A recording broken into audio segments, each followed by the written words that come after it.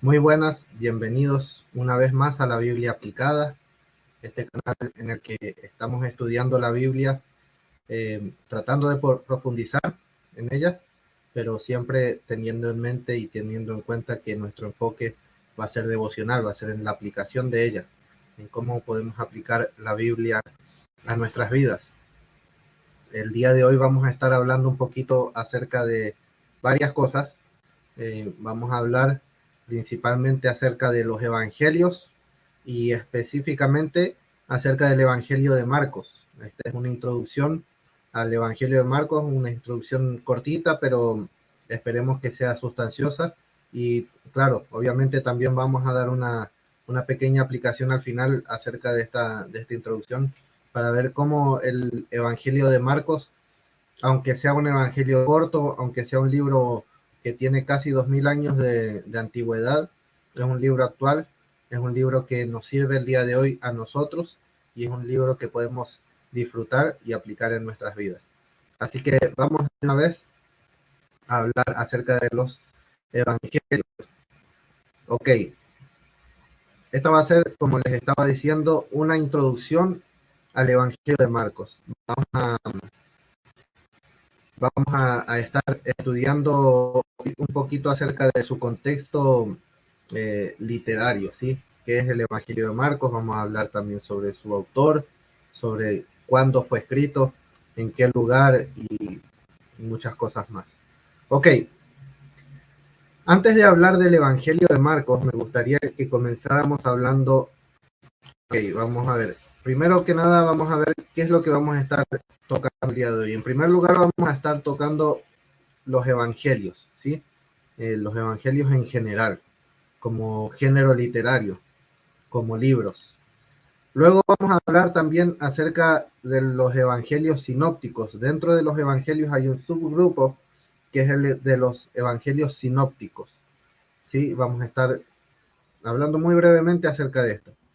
Y después ya nos vamos a meter a Marcos. Vamos a hablar un poco acerca de su información básica, qué es el Evangelio de Marcos, el autor, la fecha, el lugar donde fue escrito, y vamos a hablar también sobre su estructura y su contenido.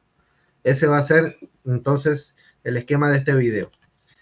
Vamos a hablar entonces, antes de meternos en Marcos, vamos a hablar acerca de los evangelios en general, como literatura. Estamos hablando de la literatura evangélica.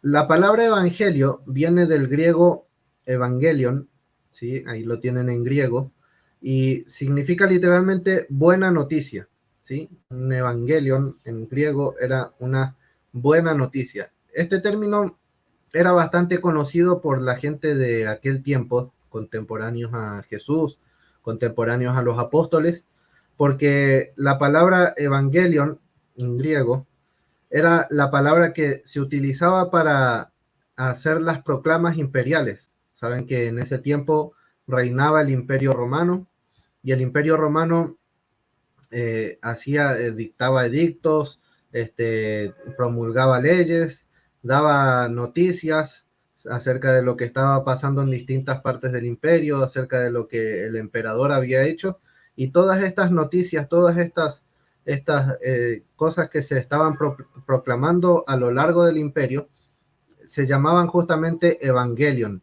Sabemos, por ejemplo, que hay una estela en la ciudad de Roma. Cuando decimos una estela, estamos hablando de una roca conmemorativa que tiene una inscripción en la ciudad de Roma, y es el Evangelio de Octavio, ¿sí? Es un anuncio del nacimiento de Octavio, quien después sería el primer emperador de Roma, Augusto. Y es un evangelio, es el anuncio de su nacimiento, es una buena noticia que estaba siendo anunciada. Eh, y lo curioso es que esta palabra evangelio es justamente la palabra que utilizan tanto Juan el Bautista como Jesucristo mismo, y también los apóstoles y los cristianos después de los apóstoles, para referirse a la noticia de que el reino de Dios se ha acercado a nosotros, de que el Mesías ha venido, de que Cristo murió por nosotros, y todo lo que ustedes ya saben acerca del contenido del Evangelio, ¿sí? Entonces, ¿por qué? Porque es una buena noticia, pero no solamente porque es una buena noticia, sino porque es una proclamación de un reino, ¿sí? Así como el imperio hacía sus proclamaciones, el reino de Dios proclama también el evangelio, su evangelio, el evangelio del reino.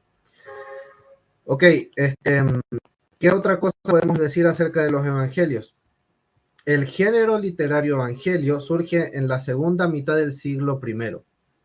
¿Qué es lo que pasa acá? En la segunda mitad del siglo primero. Sabemos que alrededor del año 33 después de Cristo, Jesús fue crucificado, murió, resucitó y ascendió a los cielos. Y los apóstoles, los discípulos de Jesús, fueron testigos de estas cosas y anunciaron estas cosas a las personas que le rodeaban, a las personas con las que estuvieron en comunicación. La iglesia fue creciendo, los discípulos empezaron a tener sus propios discípulos, pero llegó un momento, más o menos 30 años después de estos acontecimientos, en el que los discípulos empezaron a morir, los discípulos de Jesús, los 12 apóstoles. Y la iglesia empezó a quedar de alguna manera en una situación que se podría decir precaria, porque los apóstoles, quienes eran los que testificaban acerca de la vida, la muerte, la resurrección de Cristo, estaban muriendo. Y con ellos, de alguna manera, estaba muriendo el testimonio del Evangelio. Así que en este tiempo, más o menos para la década del 60 después de Cristo, empiezan a surgir estos escritos, los Evangelios, para mitigar justamente esa falta, la falta de los apóstoles. Ya los apóstoles no están con nosotros, decían ellos, pero tenemos su testimonio escrito en los evangelios. Sabemos que en esos tiempos, antes de que se escribieran los evangelios, ya circulaban relatos acerca de la vida de Jesús, ya circulaban algunos, eh, algunos dichos de Jesús en el formato de Jesús dijo y el dicho, ¿no? Por ejemplo, lo podemos ver en el libro de los Hechos cuando Pablo se despide de los ancianos en Troas y él les dice, recuerden las palabras del Señor, ¿sí? Y Jesús dijo tal cosa. Entonces, ahí podemos ver cómo ya en ese tiempo, cuando todavía los evangelios no habían sido redactados, los dichos de Jesús ya circulaban dentro de la iglesia. También sabemos que circulaba dentro de la iglesia una serie de himnos que resumían el mensaje del evangelio. Lo tenemos, por ejemplo, en 1 Corintios, ¿sí? Jesús murió conforme a las escrituras, resucitó conforme a las escrituras, todo esto, ¿no? Y también en 1 Timoteo tenemos una especie de himno que Pablo le dice a Timoteo. También en Filipenses, ¿no? Haya pues en vosotros esta misma actitud que hubo en Cristo, ¿sí? Eso también era una especie de himno primitivo de los cristianos de aquel tiempo para hablar acerca del contenido del Evangelio. Pero como género literario surge en la segunda mitad del siglo I a raíz de la muerte de los apóstoles y para conservar su testimonio. Entonces, ¿qué cosas podemos decir de los evangelios? Los evangelios contienen las buenas nuevas de Jesucristo en forma de dichos y hechos. Y lo vemos, por ejemplo, en el libro de Hechos, cuando Lucas resume el contenido de su tomo anterior del libro de Lucas. Dice, empecé a decirte, le dice a Teófilo, todo lo que Jesús empezó a decir y a hacer. Y es justamente esto es lo que vemos en los evangelios. Los evangelios no son biografías de Jesús. Muchas veces decimos que los evangelios son biografías de Jesús. No, no son biografías de Jesús. Es la contextualización de sus dichos en sus hechos, pero también hablando acerca de la misión de Jesús, acerca de su vida un poco, pero principalmente lo que los evangelistas nos quieren transmitir son los dichos de Jesús y sus hechos. No están tratando de hacer una biografía exhaustiva. Dentro de los evangelios canónicos son 4. Los evangelios que están en la Biblia son 4. Si bien hay otros libros que no están en la Biblia y que tienen la misma estructura de un evangelio, son llamados los evangelios apócrifos. Dentro de los evangelios de la Biblia hay 4 evangelios, son los llamados evangelios canónicos: Mateo, Marcos, Lucas y Juan. Pero dentro de estos evangelios canónicos hay una subdivisión de los primeros 3, Mateo, Marcos y Lucas. Estos son los evangelios sinópticos. Mateo, Marcos y Lucas son los evangelios sinópticos, y sin óptico significa ver junto, ¿sí? Entonces, sinóptico se refiere a que los 3 evangelios son evangelios que nos relatan más o menos las mismas cosas, más o menos de la misma manera, pero cambia un poco en cada evangelio su punto de vista, su enfoque y el propósito por el cual ellos quieren darnos a conocer estas historias y algunas cosas que ellos quieren resaltar específicamente en sus relatos. Entonces, estos son los evangelios sinópticos. Los evangelios sinópticos comparten su estructura a grandes rasgos, ¿sí? No se sabe a ciencia cierta cuál fue el primero, pero algunos, los expertos, algunos dicen que pudo haber sido el libro de Marcos y que Lucas y Mateo se basaron en Marcos para escribir sus propios evangelios. Otros dicen que fue Mateo primero. Hay por ahí un testimonio patrístico que dice que del segundo siglo, que dice que fue Mateo el primero en escribir. El problema es que ahí dice que fue escrito en arameo el Evangelio de Mateo, y el Evangelio de Mateo que tenemos el día de hoy fue escrito en griego, no en arameo. Entonces quizá Mateo escribió 2 evangelios, uno en arameo y uno en griego, no lo sabemos, pero es una posibilidad. Acerca de los evangelios sinópticos también podemos decir que ellos cuentan los mismos relatos con algunas variaciones en el enfoque. No se contradicen, pero sí algunos incluyen unos detalles que otros no incluyen. Algunos quitan algunos detalles intencionalmente para darle énfasis a otra cosa, ¿sí? De acuerdo al propósito del libro, de acuerdo al público al que se están dirigiendo y de acuerdo a lo que ellos quieren dar a entender. Muy bien, lo último acerca de los evangelios sinópticos. Sus pasajes pueden ser estudiados en paralelos, y si ustedes buscan van a ver que hay muchas tablas en las que se estudian los pasajes de los evangelios sinópticos en paralelo, y de hecho hay versículos de un evangelio a otro que son prácticamente idénticos, ¿sí? Vamos a ver un ejemplo de esto justamente. Un ejemplo acerca de cómo los pasajes de los evangelios sinópticos se pueden estudiar de manera paralela. Vamos a tomar, por ejemplo, el bautismo de Jesús. El bautismo de Jesús está relatado en los 4 evangelios, pero en los 3 sinópticos está relatado prácticamente de la misma manera. En el evangelio de Juan lo cuenta Juan el Bautista. En el evangelio, en los 3 sinópticos son los evangelistas los que están dándonos a conocer la noticia de cómo fue el bautismo de Jesús. Entonces, el bautismo de Jesús se encuentra en Mateo capítulo 3, versículo 13 al 17, en Marcos capítulo 1, 9 al 11, y en Lucas capítulo 3, versículos 21 y 22. Vamos a ver qué dice el evangelio de Mateo acerca del bautismo de Jesús. Ustedes no sé si lo logran ver bien. Dice así: entonces Jesús vino de Galilea al Jordán a Juan para ser bautizado por él. Pero Juan procuraba impedírselo diciendo: yo necesito ser bautizado por ti, y tú vienes a mí.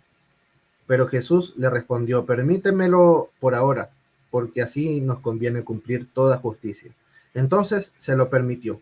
Y cuando Jesús fue bautizado, enseguida subió del agua, y he aquí los cielos le fueron abiertos, y vio al Espíritu de Dios que descendía como paloma, y venía sobre él, y he aquí una voz de los cielos que decía: este es mi Hijo amado, en quien tengo complacencia. Esta es la versión Reina Valera 2015. Como pueden ver, acá tenemos el relato de Mateo del bautismo de Jesús, y hay un diálogo entre Juan el Bautista y Jesús. Juan le dice, yo necesito ser bautizado por ti y tú vienes a mí. Jesús le dice, permítemelo porque conviene cumplir toda justicia. Y luego viene el bautismo como tal y el Espíritu Santo descendiendo de forma corporal como paloma y la voz del cielo anunciando que Jesús es el Hijo de Dios. Otro detalle que vemos que Jesús venía de Galilea al Jordán.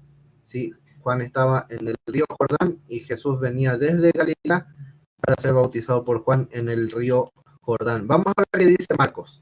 Marcos nos dice lo siguiente.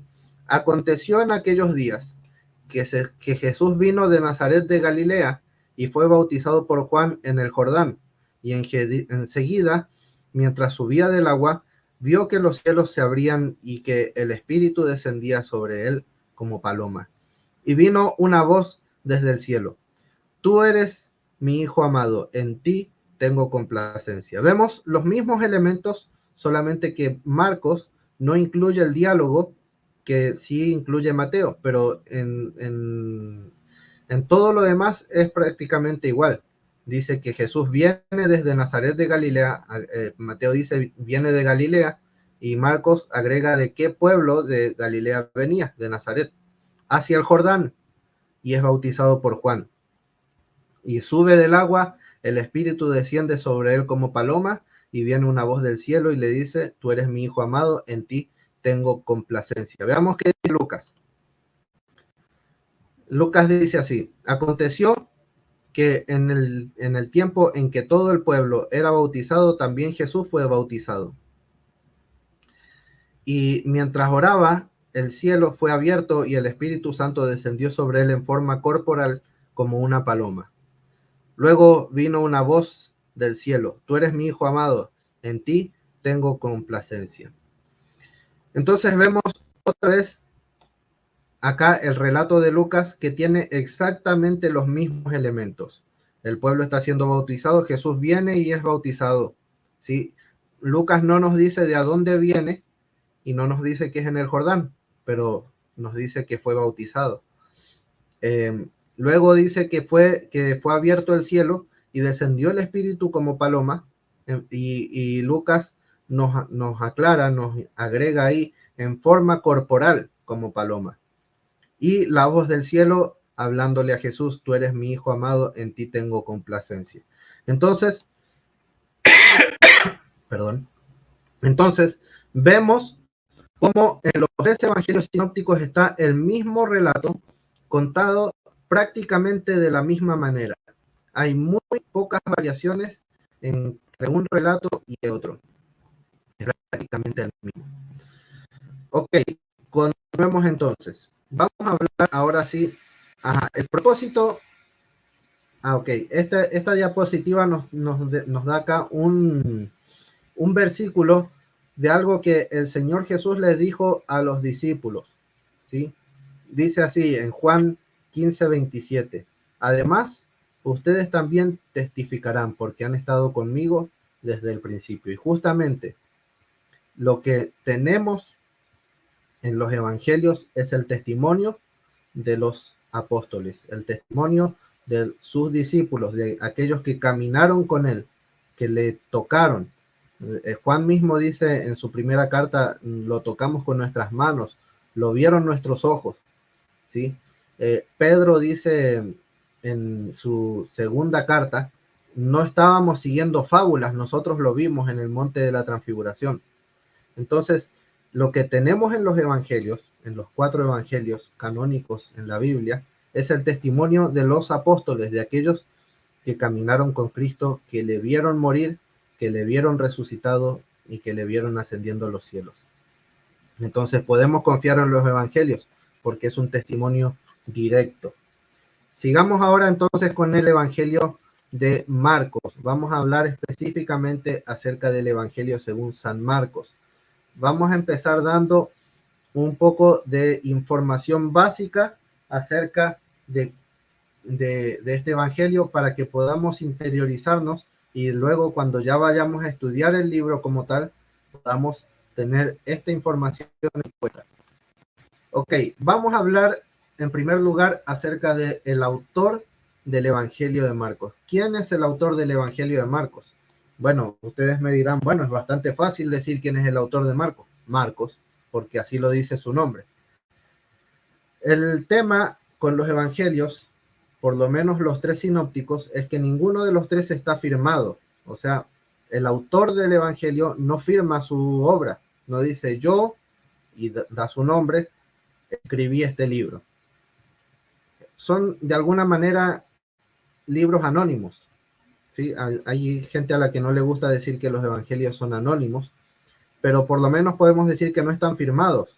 Entonces, para saber a ciencia cierta quién fue el autor del Evangelio, tenemos que guiarnos por indicios internos del texto y también por el testimonio de los contemporáneos, aquellos que vivieron en ese tiempo y que conocieron quizá a los autores de los Evangelios. Tenemos un testimonio, es el de Papías de Hierápolis, un cristiano discípulo de Juan, del apóstol Juan, que vivió entre el siglo I y el siglo II después de Cristo. Papías de Hierápolis nos dice que Juan Marcos fue el intérprete de Pedro, o sea, el que le traducía. Pedro quizá no hablaba griego muy fluidamente o tal vez no hablaba latín y este tal Juan Marcos era su intérprete. Y dice que a la muerte de Pedro, Juan Marcos escribió las memorias de Pedro. ¿Sí? Eso es lo que nos dice Papías de Hierápolis. Entonces, él nos da a entender que el Evangelio de Marcos fue escrito por un tal Juan Marcos. Juan es un nombre judío y Marcos es un nombre latino, un nombre romano. Entonces, sabemos que muchos en ese tiempo tenían dos nombres. Tenían su nombre judío y tenían su nombre romano. Tenemos el ejemplo de Pablo. El Pablo en realidad se llamaba Saulo o Saúl, y su nombre latino, su nombre romanizado era Paulo. Tenemos el mismo nombre de Pedro, ¿no? Pedro en realidad se llamaba Simón. Jesús le cambió el nombre a Cefas, que es un nombre en arameo que significa piedra, y él después se empezó a identificar como Petros o Pedro, que es un nombre greco-romano. Y así tenemos muchos otros ejemplos en la antigüedad de gente que tenía dos nombres, un nombre en su lengua natal y un nombre romano para identificarse y para ser fácilmente nombrado por aquellos que no hablaban su lengua. Juan Marcos tiene estos dos nombres, Juan, nombre judío, y Marcos, nombre romano. El nombre Marcos nos habla un poco también acerca de su posible profesión. Papías nos dice que Marcos era intérprete de Pedro, era quien le ayudaba con la traducción del idioma. Pero el nombre Marcos nos habla de su profesión un poco. Marcos viene de manco, de alguien a quien le falta una mano.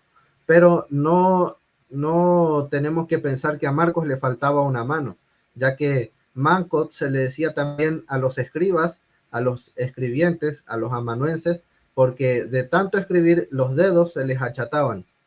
Entonces era una manera de decir el de los dedos chatos. Si ustedes ven sus propias manos van a ver que quizá por mala postura del lápiz tengan algún callo en los dedos de la mano con la que escriben. Lo mismo pasaba en ese tiempo con Marcos y con otros. Se les hacían callos o se les achataba una parte del dedo de tanto escribir y entonces era una forma de identificarle. ¿Qué sabemos de este Juan Marcos del que nos habla Papías de Hierápolis, que escribió el libro de Marcos? Bueno, lo tenemos en la Biblia justamente. Juan Marcos fue un amanuense, hijo de una tal María de Jerusalén. Si vamos a Hechos capítulo 12, versículo 12, vamos a ver que cuando Pedro sale de la cárcel, se dirige a la casa de María, la madre de Juan Marcos. Y ahí es donde la primera vez que es mencionado este Juan Marcos.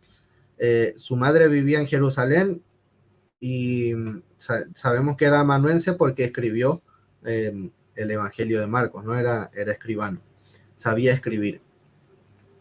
Sabemos de Juan Marcos también en el capítulo siguiente, de hecho en el capítulo 13, vemos que se dirige en el primer viaje misionero de Pablo y Bernabé, él les acompaña, por lo menos en la primera parte de este viaje, Juan Marcos les acompaña, pasa por Chipre y en Pergue de Panfilia él se devuelve.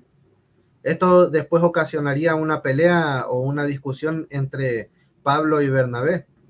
En el segundo viaje, Bernabé quería volver a llevarse a Juan Marcos, pero a Pablo no le parecía bien que el que les había abandonado en el primer viaje volviera a viajar con ellos. Entonces hubo una discusión entre ellos y Bernabé se lleva a Juan Marcos a un segundo viaje y Pablo se va con Silas a hacer su viaje que lo vemos en el libro de los Hechos. No sabemos cómo fue el viaje de Bernabé y Marcos, pero sabemos que se dirigieron a Chipre.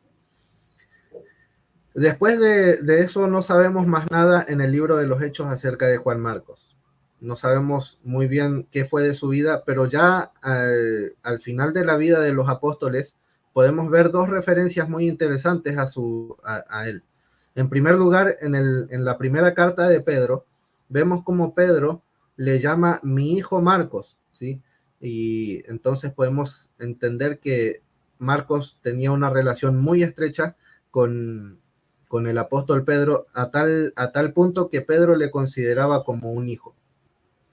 Y también tenemos a Pablo en la segunda carta a Timoteo, que le dice a Timoteo, toma a Marcos y tráelo contigo. Le está pidiendo que lo vaya a ver y le dice, y tráete a Marcos, porque me es útil en el ministerio.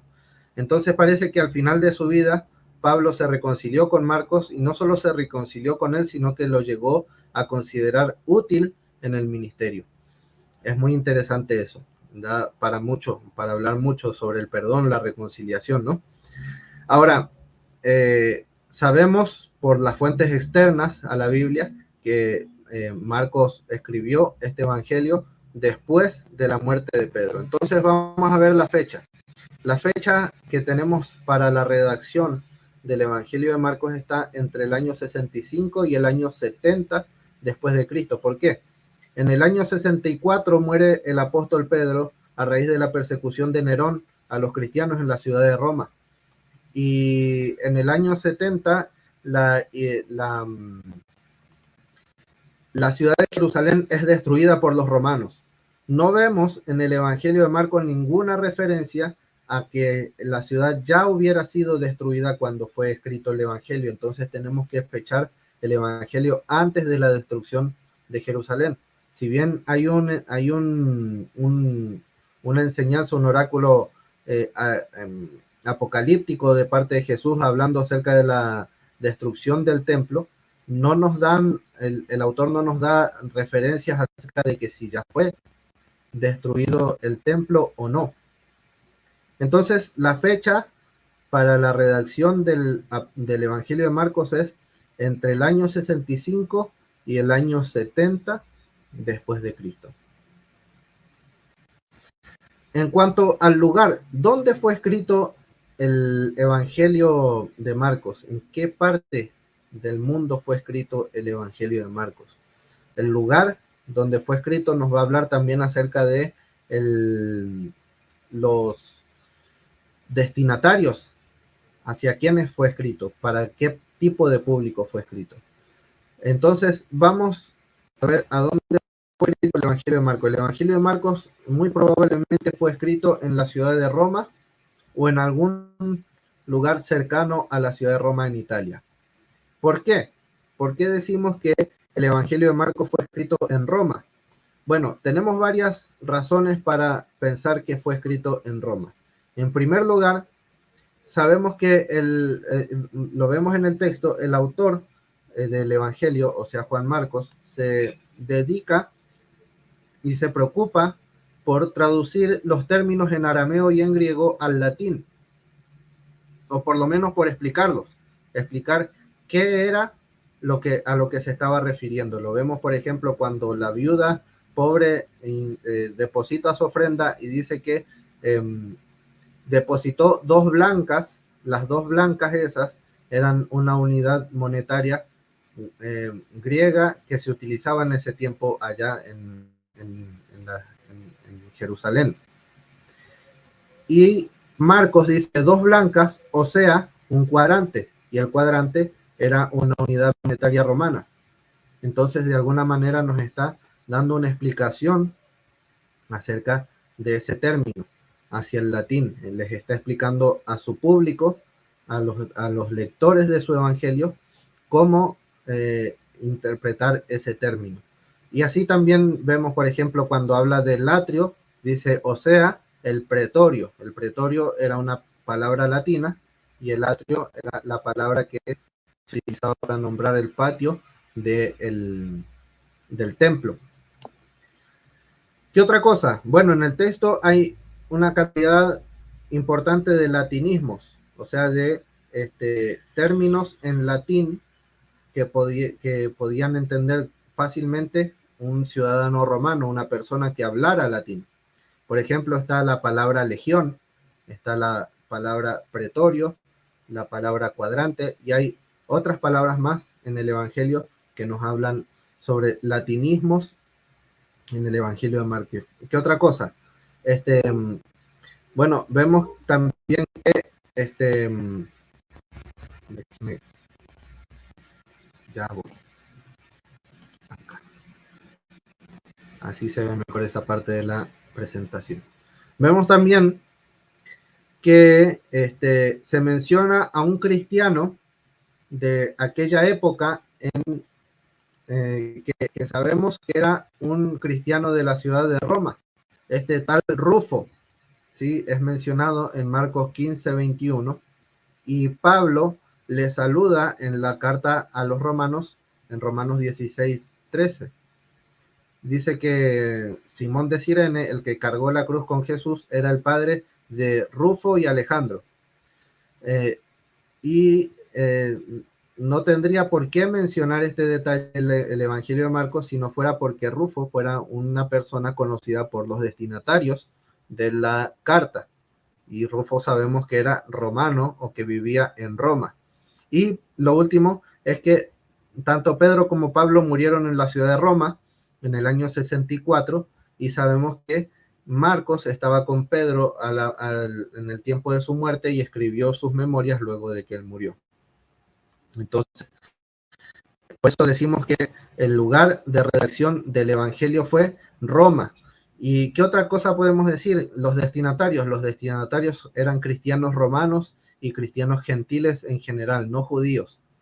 Si bien los judíos también, seguramente los judíos pertenecientes a la iglesia de Roma en ese tiempo leyeron el Evangelio y lo entendieron, pero sus explicaciones nos dan a entender que su público más específico eran ciudadanos romanos, cristianos romanos y cristianos gentiles.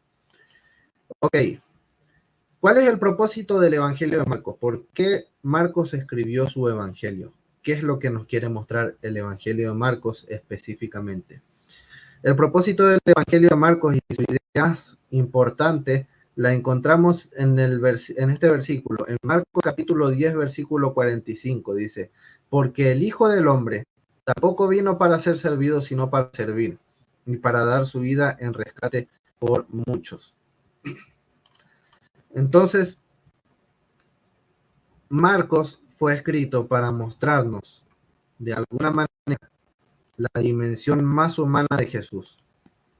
Fue escrito para mostrarnos a un Jesús dispuesto a servir a su gente, dispuesto a morir por ella, dispuesto a entregar su vida por todos, a rescatar, a ser un siervo entre medio de nosotros. Va muy en concordancia con lo que dice Filipenses, ¿no? Que existiendo en forma de Dios no consideró el ser igual a Dios como cosa que aferrarse, sino que se despojó de sí mismo y tomando forma de siervo hecho semejante a los hombres, se rebajó incluso hasta la condición de esclavo, ¿sí? Y murió en la cruz. Entonces, justamente esto es lo que nos está diciendo Marcos acá. Jesús se presenta a sí mismo como un siervo de todos nosotros para ganarnos a todos nosotros, para dar su vida en rescate por muchos. Ese es el propósito y la idea más principal del Evangelio de Marcos. Ok, vamos a hablar ahora un poquito acerca de la estructura y el contenido del Evangelio. Cómo está estructurado el Evangelio de Marcos y cómo el Evangelio de Marcos, qué es el contenido de este Evangelio, cuáles son sus ideas principales, qué es lo que vamos a ver cuando nos acercamos a este Evangelio. En cuanto a su estructura, podemos decir que el Evangelio de Marcos tiene tres partes, o dos y una introducción, ¿sí? Lo primero que vemos en el Evangelio de Marcos es una introducción cortita en el capítulo 1, versículo 1 al 13. Esta pequeña introducción nos va a hablar acerca del cumplimiento de las antiguas profecías, ¿sí? De las profecías del Antiguo Testamento y cómo estas profecías se cumplen en Jesús. Nos da un ejemplo solamente, pero ese ejemplo sirve para que nosotros nos digamos, para que nosotros pensemos, ok, así como esta profecía se cumplió, todas las demás también se cumplieron.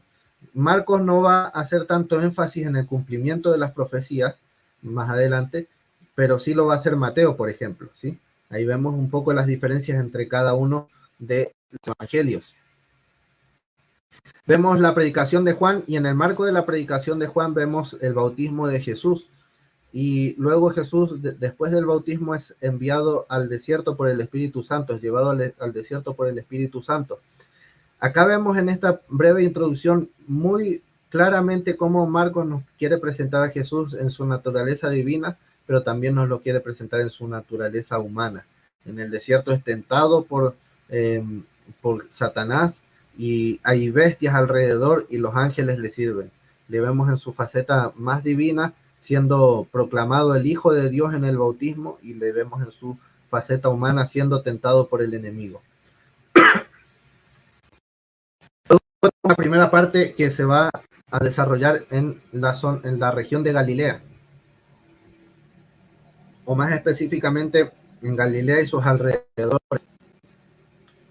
Vemos muchos episodios que suceden en la ciudad de Capernaum, después en Nazaret, en Tiro, en Sidón, al otro lado del mar de Galilea, pero todo está más o menos en la misma región. ¿Sí? Esto va desde el capítulo 1, versículo 14, hasta el capítulo 8, versículo 26. Esta segunda parte tiene características muy interesantes también. En primer lugar, vemos cómo Jesús centra su ministerio en Galilea y sus alrededores. Vemos el secreto mesiánico. ¿Qué es esto del secreto mesiánico? Jesús intentando o con la intención de que no se sepa de él en ese tiempo. No es la actitud que va a tener Jesús durante todo su ministerio, pero sí durante su ministerio en Galilea. Cada vez que hacía una sanidad, le decía a la persona, no le digas a nadie, ve y paga el impuesto que tienes que pagar, no le digas a nadie, simplemente ve con los tuyos. Y así vemos cómo el secreto mesiánico hace callar a los demonios le reconocen, dicen, tú eres el Hijo de Dios, y Jesús les manda a callar. Trata de que no se difunda la noticia de quién es Él, ¿sí? Este es el secreto mesiánico. ¿Por qué Jesús quería mantener en secreto su identidad y su misión en ese tiempo? Porque justamente en la región de Galilea era una región donde se podría decir estaban los judíos más radicalizados, los más revolucionarios en contra del Imperio Romano y todo esto. Entonces, ellos estaban esperando ciertamente un Mesías, pero el Mesías que ellos estaban esperando era un caudillo, un guerrero que les iba a liberar de la opresión de los romanos. Y Jesús no era ese Mesías guerrero que ellos estaban esperando. Entonces, para no generar falsas expectativas respecto a su persona y respecto a su misión, Jesús mantuvo su identidad en ese tiempo en secreto. Vemos también muchos milagros en este tiempo, en esta etapa de su ministerio. Milagros, sanidades, liberaciones, multiplicaciones, Jesús calma la tempestad, muchas cosas así, ¿sí? Y vemos pocos discursos de Jesús, si bien los hay, no son tantos como en la segunda parte, porque en este tiempo Jesús está más abocado a hacer que a decir, pero de todas maneras le vemos enseñando y vemos cómo la gente se maravilla de su doctrina y vemos cómo la gente dice, por ejemplo, en el capítulo 1, dicen, enseña como si tuviera autoridad, no como los demás maestros, ¿no? Entonces, esta es la primera parte del Evangelio. Y en la segunda parte ya se desarrolla en Jerusalén y también en el camino a Jerusalén. En esta segunda parte del Evangelio vemos otras características acerca de Jesús. Esta segunda parte comienza con el rompimiento del secreto mesiánico, la confesión de Pedro. Pedro dice claramente, tú eres el Cristo. Y de ahí en adelante la actitud de Jesús cambia y también cambia el lugar en donde desarrolla su ministerio. Le vamos a ir a ver viajando a Jerusalén, le vamos a ver llegando a Jerusalén, desarrollando su ministerio ahí, y también obviamente vamos a ver su pasión, su muerte y su resurrección en Jerusalén. Pedro confiesa la divinidad de Cristo, su misión, y Jesús inmediatamente comienza a hablar acerca de su muerte, anuncia 3 veces su muerte a sus discípulos durante esta segunda parte.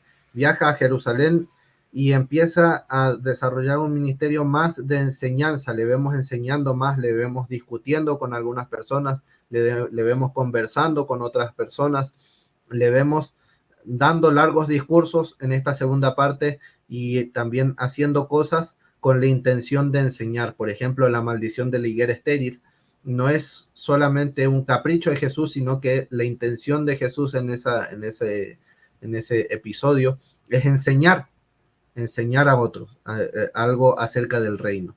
Vemos muchas parábolas en esta segunda parte y obviamente vemos también su pasión, su muerte y su resurrección. El evangelio termina con la resurrección de Jesús, ¿sí? Ahora, si ustedes abren sus Biblias, si tienen una versión un poco más antigua quizá, van a ver que el evangelio no termina en el versículo 8 del capítulo 16 de Marcos. Hay un versículo 9 y llega hasta el versículo 20, ¿no? O sea que hay 11, 12 versículos más que no están acá en esta estructura. ¿Por qué?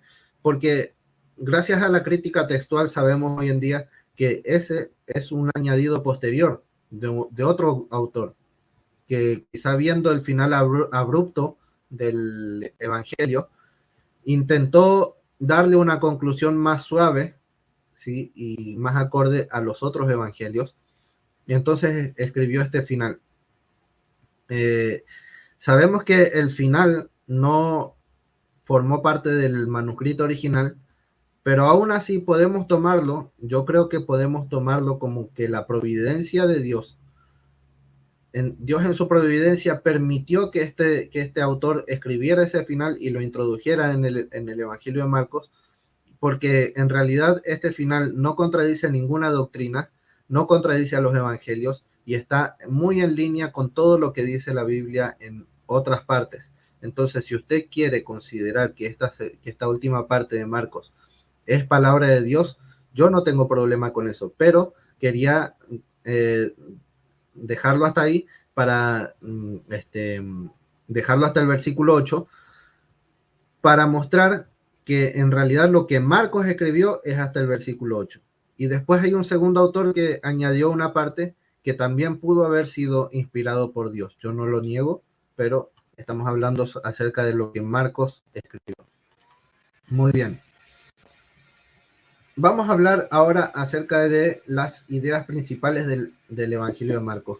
¿Cuáles son las ideas principales de este Evangelio?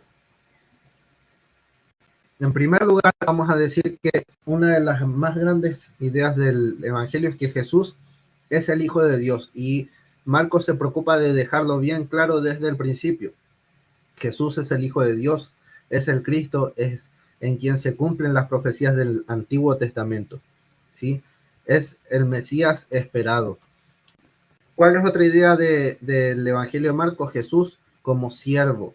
Vamos a ver, por ejemplo, en Mateo cómo Jesús es proclamado rey muchas veces, pero en este Evangelio, En el Evangelio de Marcos no vemos esa faceta, le vemos más como un siervo. Él mostrándose a sí mismo como siervo sufriente, como un siervo que se humilla, voluntariamente se entrega en favor de la humanidad por amor, ¿sí? Y nos insta a nosotros mismos a seguir su ejemplo, de humillarnos, de cargar nuestra cruz junto con él y de entregar incluso nuestras vidas por la causa de Cristo.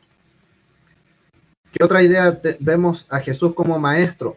Jesús es el maestro por excelencia que enseña con autoridad. Su autoridad no es como la de los demás maestros.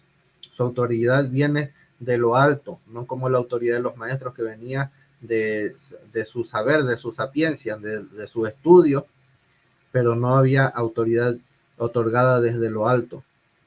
Sus enseñanzas nos abren el misterio del reino de Dios. Jesús también se presenta como quien trae el reino de Dios a nosotros. Y justamente ese es el principio de su predicación. Ya cuando Juan es encarcelado en el capítulo 1, vemos como Jesús empieza a anunciar el reino de Dios y lo primero que dice: el tiempo se ha cumplido, el reino de Dios se ha acercado. Y Jesús trae el reino de Dios. Vemos como Jesús trae el reino de Dios por medio de milagros, sanidades, liberaciones, multiplicaciones. Por medio de muchas maneras vemos como Dios, como Jesús nos está diciendo: el reino de Dios se acercó a ustedes, a la humanidad, ahora ustedes pueden acceder a él. Y también el secreto mesiánico, ya hablamos de eso, el secreto mesiánico para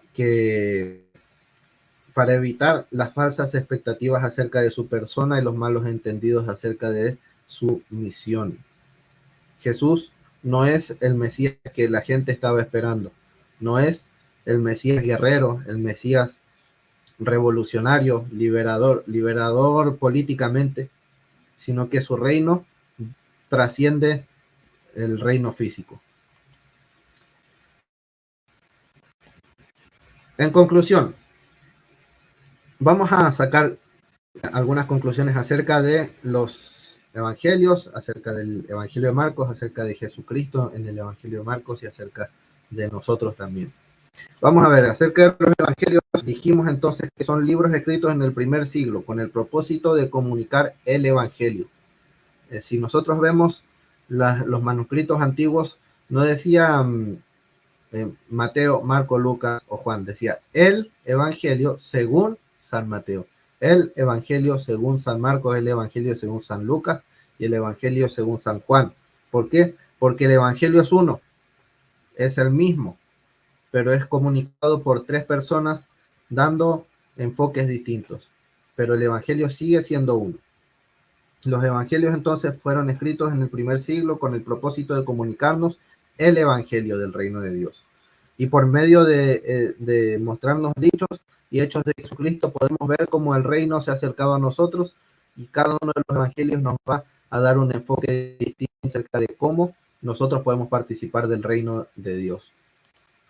El Evangelio de Marcos es probablemente el primer evangelio en ser escrito, es el más corto, es el más sencillo en su vocabulario, en sus formas, en sus relatos, enseñanzas, es el más sencillo y por lo tanto es bastante fácil de leer y de entender, ¿sí?